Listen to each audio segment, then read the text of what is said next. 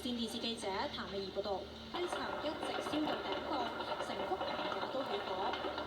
我落樓嗰陣就見到宏昌嗰度地下外牆嗰個呢啲網咧已經着咗，燒得好犀利㗎啦已經。同埋咧有好多嗰啲啲火屎咁樣咧周圍飛，咁佢一飛落嚟咧彈到去嗰個垃圾站咪着埋火，跟住佢到即係總之佢嗰啲火一彈到邊度咧就邊度就着，然之後跟住咧佢就彈到去個隔離座同埋我嗰座雲泰外牆嗰度全部着火，冇警鐘乜嘢都冇，係未爆炸聲好響嘅砰聲咯，嗰啲我唔知係咩聲嚟㗎。垃圾房同第六座起火，係好犀利，燒到通頂啦，燒到冚冚聲咯啲火，好嚴重咯，燒到根本都救唔到，消防車都嚟咗啊，救唔到啊！講嘅你快啲翻嚟啊！阻延功能嘅普通網，殉職到而家仍然未救熄。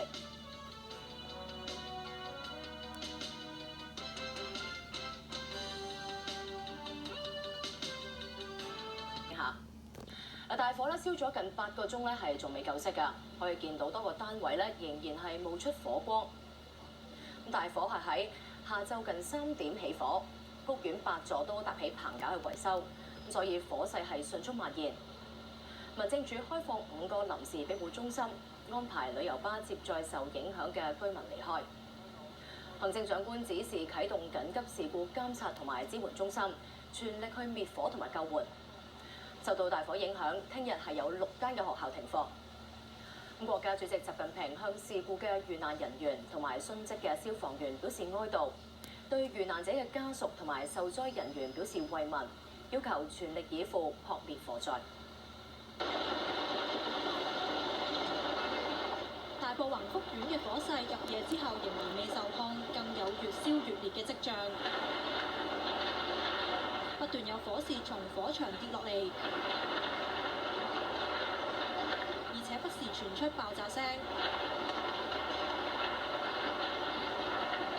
消防處話，屋苑8座大廈有7座都起火，夜晚6點22分將火升為5級。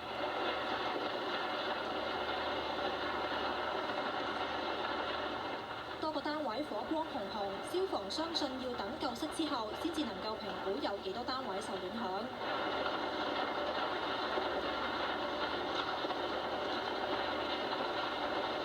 不斷有人被救出，